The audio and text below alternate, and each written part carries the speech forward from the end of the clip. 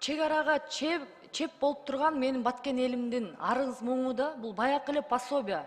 Ал жерде бизде мал, эгин эге турган жайыт жерлерибиз жок. Биз пособияны эле карап отурабыз. Күйөөң Москвага кетти, күйөөң Бишкекте экен деп пособияларын коркутуу, үркүтүү менен кат жазып бербей атышат. Болбосо жартылай берип атышат. Бул эмне деген шумдук? Ошол Баткендин элинин пособиясыны кыркпай эле, тийишпей эле койсок болбойбу? Ошону суранып кетет элем өкмөттөн. Элдикине тийишпейликчи, могу чек арада турган Баткен элинин пособиясыны кайрадан көбөйткөнгө аракет кылсак жакшы болмок. Бул биздин Баткен элинин эле эмес, бул жалпы республиканын көйгөйү болуш керек. Суранычы сиздерден ушу Баткен элинин кайрылуусун Садыр Нуркожоевичке жеткизип коюңуздар. Биз пособиядан башка жашай турган эчтекебиз жок дейт.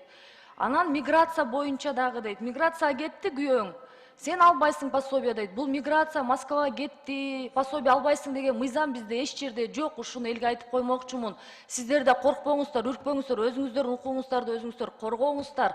Сиздер пособияны алганга укуктуусуздар. Ошону айтып кетмекчимин. Чоң рахмат.